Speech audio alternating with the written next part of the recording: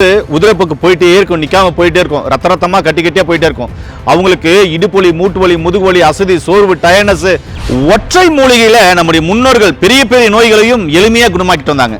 அதுல வெள்ளை கரிசலாங்கண்ணி முதற்கொண்டு, இந்த மாதிரி விழுதி முதற்கொண்டு, வெட்பாலை முதற்கொண்டு, அதே மாதிரி குப்பைமேனி. இதை பாருங்க, இப்படி உருவிக்கணும். வந்துருச்சிங்களா? இது மாதிரி உருவிக்கணும். மேலே பாருங்கள், ஃப்ரெஷ்ஷாக இருக்குது. நான் இங்கே இருக்கிறதெல்லாம் உருவிக்கிறேன். காலை வெறும் வயிற்றில் இதை எருமை பாலில் நல்லா புரிஞ்சுக்கோங்க. எந்த மருந்து எதோடு சேர்ந்தா வேலை செய்யணும். இந்த மூலிகையை எருமை பாலில் காலையில் வெறும் வயிற்றில் எடுக்கணும். இந்த மூலிகையை அரைச்சி எருமை பாலில் தான் எடுக்கணும். எடுத்து 2 மணி நேரம் கழிச்சு தான் காலை சாப்பாடு சாப்பிடணும். 7 நாள் தொடர்ந்து எடுக்கலாம். அந்த 7 நாளுக்குள்ளே அவங்களுக்கு சரியாயிடுமா?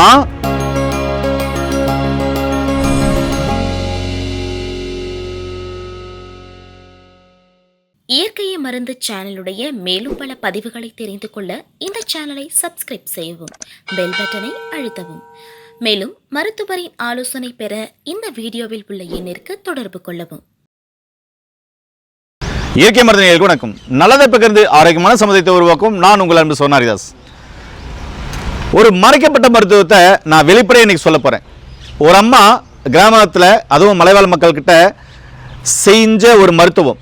இது எதுக்குன்னா, பெரும்பாலும் உள்ள பெண்கள், அதாவது உதிரப்புக்கு போயிட்டே இருக்கும், நிற்காம போயிட்டே இருக்கும், ரத்த ரத்தமாக கட்டியா போயிட்டே இருக்கும். அவங்களுக்கு இடுப்பு வலி, மூட்டு வலி, முதுகு வலி, அசதி, சோர்வு, டயர்னஸ், ரொம்ப கஷ்டப்படுவாங்க. அதெல்லாம் பெண்களுக்கு வந்துடவே கூடாது. அவ்வளோ கஷ்டமான பிரச்சனையே சரி பண்ணக்கூடிய ஒரு அற்புதமான மருத்துவ முறையை எனக்கு சொல்லி கொடுத்தாங்க. அதுதான் மக்களுக்கு வெளிப்படையாக சொல்ல போகிறேன். அவங்க ப்ராமிஸ் வாங்கிட்டு யாருக்கும் சொல்லாதன்னு சொன்னாங்க. இதை நான் உங்களுக்கு சொல்ல போகிறேன். இதை எப்படி சாப்பிடணும், எப்படி சாப்பிட்டா சரியாகும் அப்படின்ற எல்லா விஷயத்தையும் மறைக்காமல் சொல்ல போகிறேன். இந்த வீடியோவை எல்லாருக்கும் ஷேர் பண்ணுங்கள். வாங்க, அது என்ன மூலிகை, இதை எப்படி சாப்பிடணும் வீடியோ பார்க்கலாம். இப்போது பெண்கள் பெரும்பாலும் யாரோ ஒரு சிலருக்கு தான் வரும். ஆனால் அவங்களுக்கு இந்த கஷ்டம் வந்துடவே கூடாது. பெண்களுக்கு முக்கியமாக இந்த கஷ்டம் வந்துடவே கூடாது. பெரும்பாடு, அதாவது உதிரப்புக்கு போயிட்டே இருக்கும், ரத்த ரத்தமாக போயிட்டே இருக்கும், நிற்கவே நிற்காது. இர்ரெகுலர் மென்சஸ்ன்னு சொல்லுவாங்க. தொடர்ந்து போயிட்டே இருக்கும். இதனால் அவங்களுக்கு இடுப்பெல்லாம் வலிக்கும், மூட்டெல்லாம் வலிக்கும், முதுகெல்லாம் வலிக்கும். அதுக்கப்புறம் பார்த்தீங்கன்னா அசதியாக இருக்கும், சோர்வாக இருக்கும், அனிமிக் ஆகிடுவாங்க, ரத்தம் கம்மியாயிடும், சாப்பிட முடியாது. ஏங்க, இது பெண்களுக்கு வந்துடவே கூடாதுங்க. அப்படிப்பட்ட ஒரு பெரிய விஷயத்துக்கு எளிமையான தீர்வு ஒரு கிராமத்தில் வசிக்கிற ஒரு அம்மா என்கிட்ட ப்ராமிஸ் வாங்கிட்டு நீ யாருக்கும் சொல்லாதீங்கன்னு சொல்லி கொடுத்தாங்க. அதே சமயத்தில் அவங்க வீட்டில் இருக்கிற இந்த விஷயத்தை சொல்ல, அவங்க வெளிப்படையாக சொன்னாங்க. நான் உங்களுக்கு அதை வெளிப்படையாக சொல்கிறேன். நீங்கள் கண்டிப்பாக ட்ரை பண்ணி பாருங்க. சித்த மருத்துவர்களாக இருந்தாலும் சரி, பாரம்பரிய வைத்தியர்கள் இருந்தாலும் சரி, அதே மாதிரி இயற்கை வைத்தியர்களாலும் சரி, தயவு செஞ்சு உங்க இருக்கரம் குப்பி கெஞ்சி கேட்டுக்கிறது என்னன்னா, இந்த மருத்துவ முறையை நீங்கள் அனைத்து மருத்துவத்தையும் கடைப்பிடிங்க. அது அலோபதியாக இருக்கலாம், சித்தாவாக இருக்கலாம், ஆயுர்வேதா இருக்கலாம், ஹோமியோபதி இருக்கலாம், மற்றும் மாற்று மருத்துவமனை அனைத்தையும் கடைப்பிடிங்க. அதாவது யாருன்னா, இந்த அதிக உதிரப்போக்கு போயிட்டே இருக்காங்க, அனிமிக்காக்குறாங்க, அதே மாதிரி பெரும்பாலும் உள்ள பெண்கள் அனைத்து மருத்துவத்தையும் கடைப்பிடிக்கிட்டோம். மருத்துவரை நீங்கள் அதோட சேர்த்து இந்த மூலிகை தயவு செஞ்சு கொடுத்து பாருங்கன்னு தான் சொல்லுவேன். அந்த அம்மா அவ்வளோ கஷ்டப்பட்டு சொன்னாங்க. யாருக்கும் சொல்லிடாத தம்பி, இது பணமும் வாங்கிடாத, இது இலவசமாக நீ கொடுத்து எல்லாரும் வர்றவங்களுக்கு கொடுத்துரு அப்படின்னு. நான் கொடுக்கறத விட உலகெங்குங்கிற எவ்வளோ வைத்தியர்கள் இருக்கிறாங்க, எவ்வளோ டாக்டர் இருக்கிறாங்க, அவங்க கொடுத்தா எவ்வளோ பேர் குணமாவாங்க. அந்த ஒரு நல்ல எண்ணத்தில் தாங்க இந்த பதிவு போடுறேன்.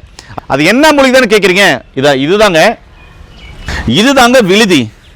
என்ன தம்பி, நான் ஏதோ பெரிய மூலிகை சொல்லுவீங்கன்னு நினச்சேன், இந்த விழுதியை காமிக்கிறீங்க அப்படின்னா, ஒற்றை மூலிகையில் நம்முடைய முன்னோர்கள் பெரிய பெரிய நோய்களையும் எளிமையாக குணமாக்கிட்டு வந்தாங்க.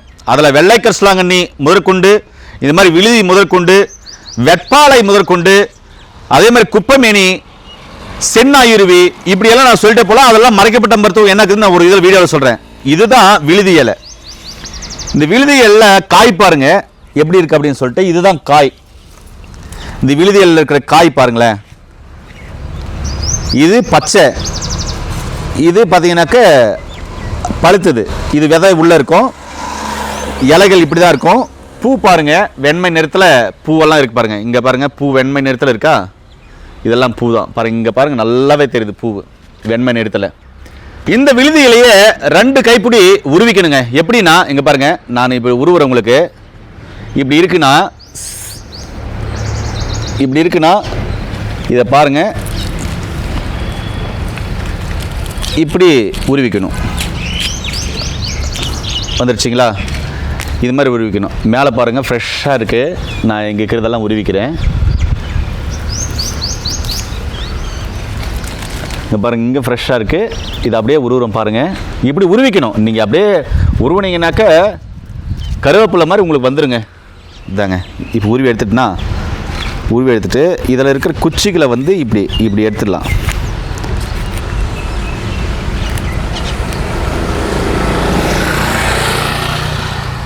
நண்பர்களே, என் கையில் பாருங்கள் உருவி வச்சுருக்கேன். இது மாதிரி அதனுடைய இலை, அதனுடைய பூ எடுத்துக்கலாம். சரிங்களா? அப்படி உருவி எடுத்துக்கணும். இப்படி ரெண்டு கைப்பிடி எடுத்து அம்மியில் வச்சு அரைக்கணும். நல்லா இப்படி அம்மியில் வச்சு நல்லா அரைக்கணும். இப்படி அரைச்சி இவ்வளோ பெருசு வரும். சரிங்களா? இவ்வளோ பெருசு வரும்.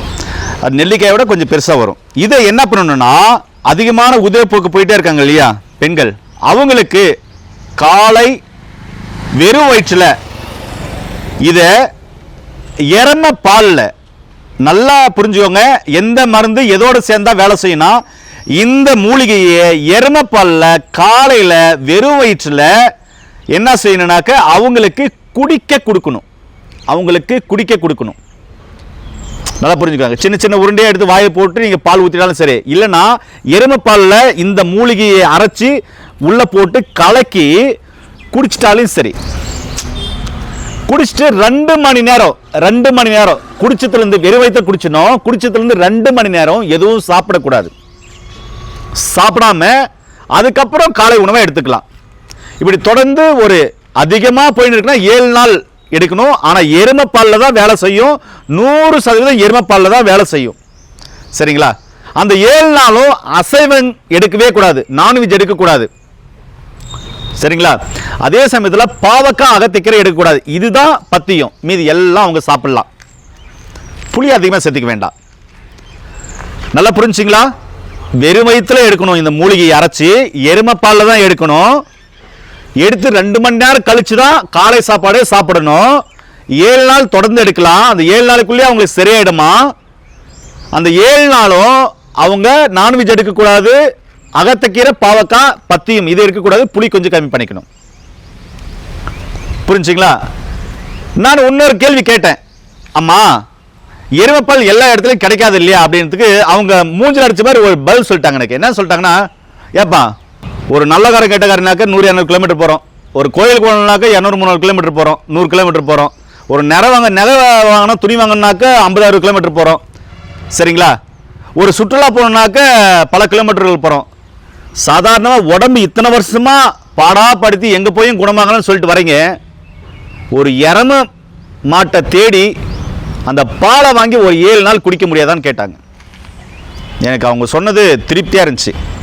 அதனால என்னன்னா, நம்முடைய உடம்பு ஆரோக்கியமாக இருக்கணும் அப்படின்னு சொன்னால், ஏங்க சீரியஸாக பேசிக்கிறேங்க, நம்முடைய உடம்பு ஆரோக்கியமாக இருக்கணும் அப்படின்னா, ஏங்க பல வருஷமா ஒரு சிலருக்கெல்லாம் அந்த உதிரப்போக்கு போயிட்டு இருக்குது, நிற்கல அப்படின்றாங்க. அதுக்கு சிறப்பான சிகிச்சைலாம் இருக்குது. அதில் சித்தால் இருக்குது, ஆயுர்வேதில் இருக்குது, ஹோமியோபதியில் இருக்குது, அதுக்கப்புறம் நேச்சுரோபதியில் இருக்குது, இல்லை அலோபதியில் இருக்குது. அதெல்லாம் எடுத்துக்கிட்டுங்க. ஏங்க அவ்வளோ கஷ்டப்படுறாங்க. மூட்டு வலியே முதுவலியோட ரத்தமாக போயிட்டு இருக்குது, நிற்கல. ரத்தம் உடம்புல கம்மியாயிட்டு இருக்குது, HB கம்மியாயிட்டே இருக்குது. இதனால உடம்புல பல பிரச்சனைகள் இருக்குது. இதுக்காக அவங்க என்ன சொல்றாங்கன்னா, அதை தேடி ஒரு 7 நாள் அந்த பாலை வாங்கி இந்த மூலிகை அரைச்சு குடிக்க முடியாதான்னு கேட்குறாங்க. அதுவும் சத்தியம் வாங்கிட்டு சொல்றாங்க, யாருக்கும் சொல்லாத, வர்றவங்களுக்கு நீ இலவசமா பண்ணுன்றாங்க. நான் என்ன சொல்றேன்னா, மக்களுக்கு சொல்லி நீங்களே செஞ்சுக்க போறீங்க. டாக்டர்கள் எவ்வளோ பேர் பார்த்துட்டு இருப்பீங்க, பாரம்பரிய எவ்வளோ பேர் பார்த்துட்டு இருப்பீங்க. அவங்க எடுக்கிற மருந்து மாத்திரைகளை சேர்த்து கொடுங்க சொல்றேன். எருமைப்பாலில் மட்டும்தான் வேலை செய்யணும்னு சொன்னாங்க. அடுத்தது ஒரு கேள்வி கேட்டேன். அம்மா, எருமைப்பாலே கிடைக்கல, அந்த வாய்ப்பே இல்லை, நாங்கள்லாம் பாக்கெட் பால் தான் சாப்பிட்றோம், என்ன இதுக்கு வழிமுறை அப்படின்னா, நாட்டு மாட்டு பால், எருமைப்பால் 100% வேலை செய்யும். நாட்டு மாட்டு பாலில் கொடுக்கலாம். ஆனால் இது வரைக்கும் கொடுக்கல, கொடுத்து பாருங்கன்னு சொல்லியிருக்காங்க. இதையும் நான் உங்ககிட்ட விட்டுறேன். அதனால பல வருஷமா இந்த ஊரப்போக்க கஷ்டப்பட்டுக்கிறீங்களா? இனி கவலை வேண்டாங்க. இது சாதாரண விழுதிகளை தான் உங்களுக்கு காமிச்சிருப்பேன். இந்த விழுதிகளை பார்த்தீங்கன்னாக்க இது சாதாரண விழுதிகளை தான் உங்களுக்கு காமிச்சிருப்பேன். இந்த விழுதிகளை பார்த்தீங்கன்னாக்க நம்முடைய முன்னோர்கள் வேற என்னத்துக்கு பயன்படுத்துறாங்கன்னா, இது உருவி எடுத்துட்டு மலை ஏறுவாங்கல்ல, அவங்க என்ன பண்ணுவாங்க, வாயில் போட்டு மெண்டு அடக்கி வச்சு அந்த சாரை கொஞ்சம் கொஞ்சமாக முழுங்கிட்டே இருப்பாங்க. 7 மலை ஏறி இறங்கி வந்தால் கூட மூச்சு வாங்காதான். அது மாதிரி நுரையீரல் சார்ந்த பிரச்சனைகளுக்கு நம்முடைய முன்னோர்கள் இந்த விழுதி இலையை பயன்படுத்தினாங்க. அது மட்டும் இல்லைங்க, நம்முடைய முன்னோர்கள் இந்த விழுதி இலையை கர்ப்பப்பை சார்ந்த பிரச்சனைகளையும் சரி பண்றதுக்கு கூட்டு மருந்தா பயன்படுத்தியிருக்காங்க.